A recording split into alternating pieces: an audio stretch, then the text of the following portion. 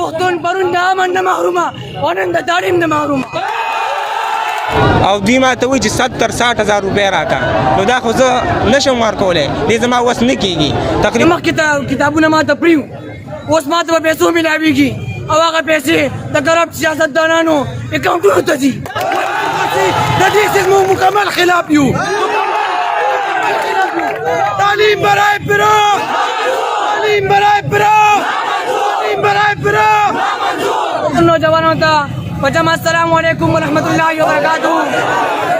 څنګه چې تاسو ته پته ده ګورنمنټ یو پالیسي اختیار کړې ده چې په هغې کې ویلی شوي دي چې څومره هم ګورنمنټ کالجز دي دا به پرایویټ کېږي. پرایویټ مطلب دا چې زما غریبانان وروڼه هغه د تعلیم نه محرومه کېږي.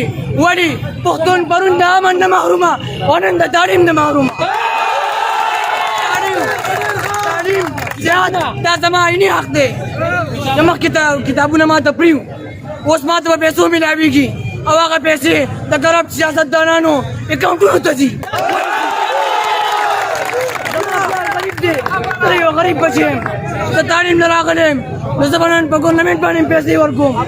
زما اشتری د 80,000 سمیسټر وس اشتری وس مې اشتری د دې بھرپور خلاف یم. خبره دا ده تعلیم برای پراخ، بله خبره دا کوم تعلیم برای پراخ، تعلیم برای پراخ، تعلیم برای پراخ، تعلیم برای پراخ، تعلیم برای پراخ. زمونږ دا مطالبات زمونږ دا احتجاج به تر هغه وخته پورې جاري وي تر څو زمونږ مطالبات ومنلی شي، مونږ له اے سي راشي، مونږ له ډي سي راشي. ته چې په سکول کې ماله یو هم نه راځي، ما د بده منه د ډېرې مجبورۍ نه روډ بند کړی دی. زما په کالج کې خویندې میندې دي، هغې ته کلاس دا اخیستلی کېږي، 10 بجو پورې کلاس دی، هغې ځي او راځي د لرې ځای نه والي. دا د غریبو کورنیو سره تعلق لري.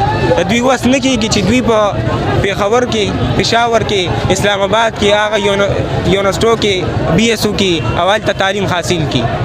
دلته موږ په ګورنمنټ ډیګري کالج کې داخله اخیستې ده.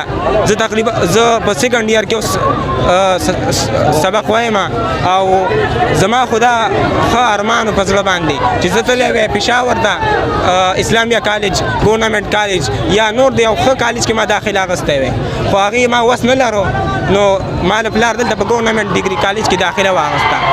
چې دلته ما داخله واخیسته نو پرې زه دلته اوس تعلیم حاصلوم، دا زما حق دی. اوس دې نه پس چې زه BS کوم په یو ښه ځای کې، نو تقریبا چې هغې به ما نه 1,50,000 80,000 تقریبا د یو سمیسټر به ما نه دي، او هغې نه پس زه به ځم راځم، زما آنې جانې 250 روپۍ 300 روپۍ دا زما روزانه لګي، دې زما وس چېرته کېږي. نو زه دلته چې په ګورنمنټ ډیګري کالج کې BS سټارټ کړم او دوی ما ته وایي چې 70-60 هزار روپۍ راکړه، نو دا خو زه نشم ورکولی، دې زما وس نه کېږي. تقریبا 8,000 روپۍ دا خو صحیح ده، دا خو غریب سړی هم ورکولی شي، او چې دوی خبره دې ته بوتله چې 60-70 هزار 80,000 روپۍ به د یو سمیسټر ورکړي، نو بالکل زه دې وس نه لرم. او زه حکومت ته دې خواست کوم چې کومه فیصله دې کړې دا واپس واله، او دې نه علاوه چې کوم زمونږ AC MPA MNA هغوی ته هم وایم چې موږ سره په دې خبره کې مخکې لاړ شي او موږ سره د دوی دا فیصله چې کوم ده دا واپس کړي.